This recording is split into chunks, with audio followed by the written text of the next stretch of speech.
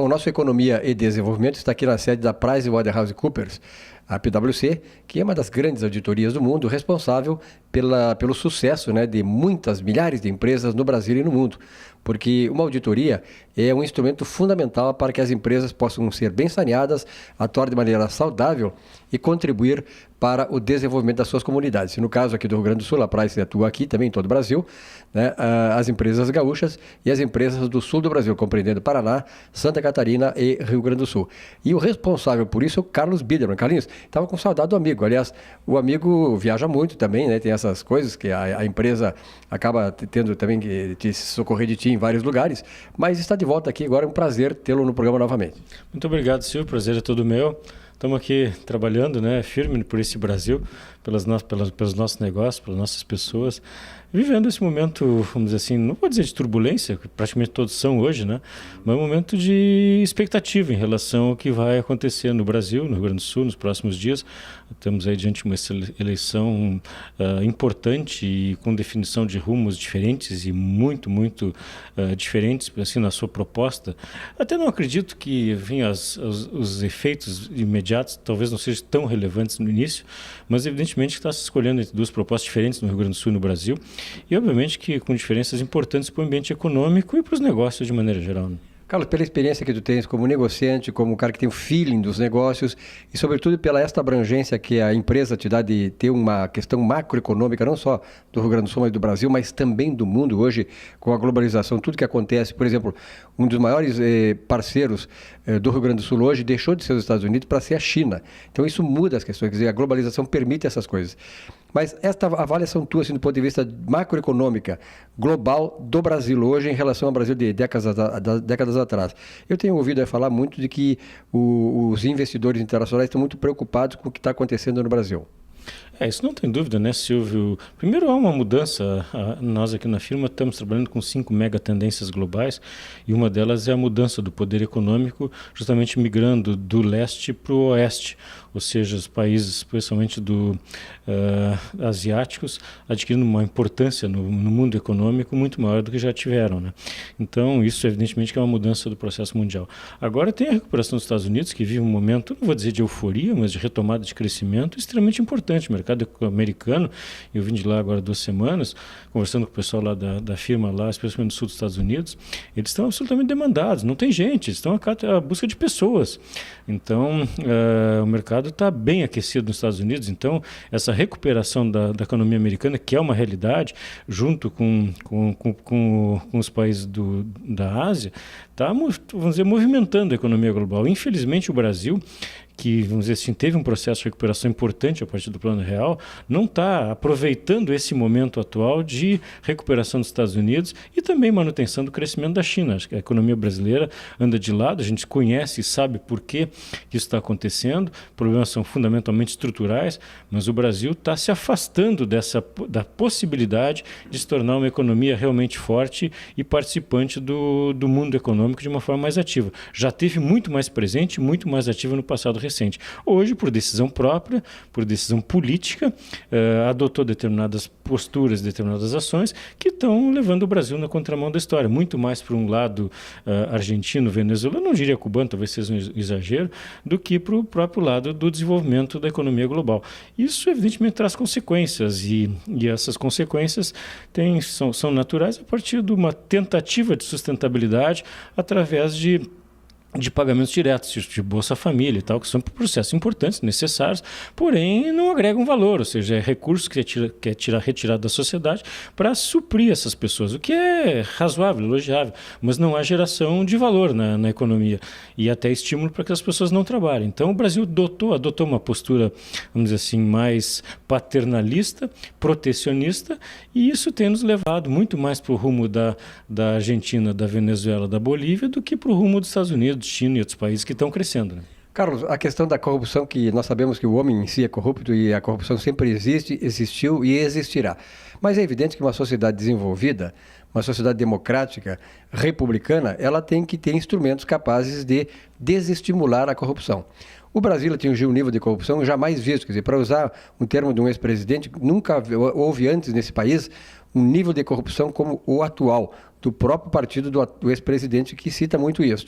Eu te pergunto o seguinte: até que ponto o nível de corrupção no país afasta investidores e coloca restrições do ponto de vista de um ponto de atração do Brasil para investimentos estrangeiros?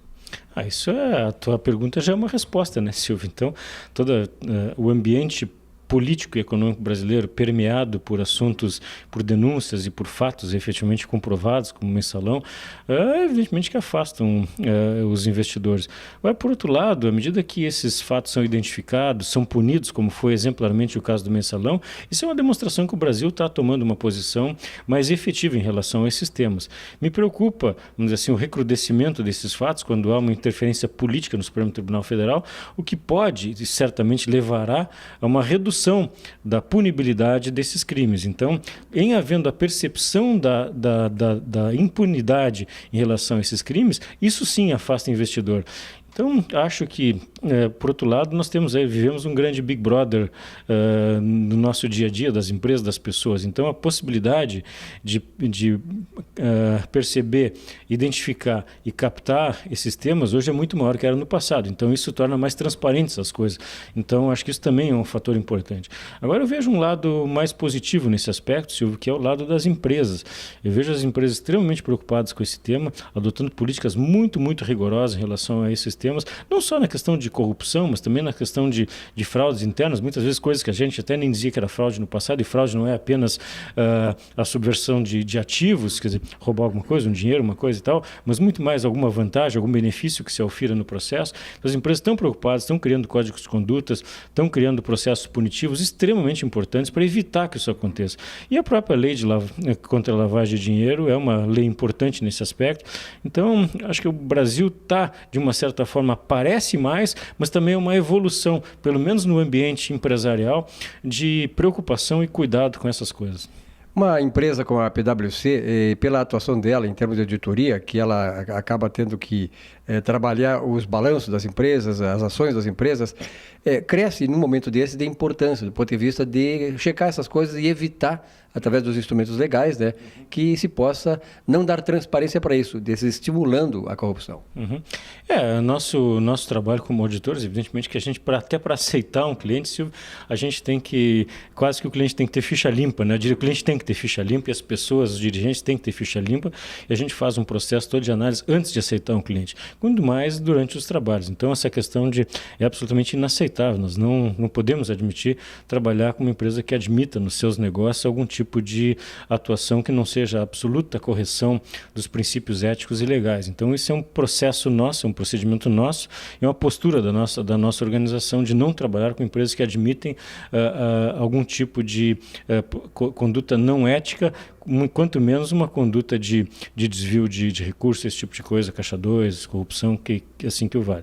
Então, essa é uma preocupação nossa, e toda vez que há um aperto no ambiente de controle desses aspectos, a nível federal, a nível de Receita Federal, a gente cresce de importância no nosso trabalho, porque as empresas procuram mais empresas como a nossa que respeita e agrega esses valores de conduta absolutamente correta. Para concluir, qual é a tua esperança do nosso Grêmio, tratando com um gremista como o Biderman, até o final do campeonato? O Grêmio está sempre beliscando ali, nós estamos fazendo o programa, está indo ao ar nesse domingo, já teve a rodada, o Grêmio jogou aqui, não se sabe o placar com o Goiás, mas o Grêmio está sempre pertinho dos 4 aí. Tu acha que tem esperança que nós possamos ainda permanecer ali até o fim?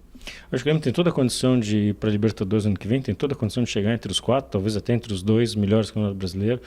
Tem uma tabela relativamente favorável até o final do ano, tem acho que as condições mínimas de equipe, que não é uma grande equipe, aliás não tem nenhuma grande equipe no Brasil hoje, mas o futebol brasileiro vive um péssimo momento, apesar dessas 2 vitórias recentes da seleção brasileira, que eu acho que não dizem muita coisa, mas o Brasil vive um péssimo momento no futebol. Mas acho que tem um ambiente todo no país contra o Grêmio, quer dizer, uma coisa difícil de a gente até aceitar e avaliar, mas a partir até do caso do suposto racismo, eu coloco nesses termos ali no caso do Santos, essa expulsão recente do Barcos, eu acho que tem todo um ambiente, que é o jogo com São Paulo, então tem todo um ambiente contra Grêmio, eu acho que isso está na cabeça das pessoas, está na cabeça dos juízes de futebol, isso tem, se deliberadamente ou não, mas tem afetado afetado, vamos dizer assim, diretamente o resultado de campo do Grêmio. Então, acho que o Grêmio vai, além de ter, vamos dizer assim, que ter um desempenho satisfatório e equilibrado para conseguir chegar à Libertadores, ele tem esse componente, essa dificuldade adicional, que é um ambiente, vamos dizer assim, no futebol desfavorável ao Grêmio no momento. Carlos Bittermann, muito obrigado pela entrevista. Como se vê, uma entrevista de alguém que conhece o métier onde ele está e realmente trazendo alguma esperança para nós, mesmo neste Brasil, que é praticamente um país muito atrapalhado nas suas questões mais importantes. Um grande abraço e até a próxima. Muito obrigado, Silvio, eu que agradeço. É um prazer estar sempre falando contigo.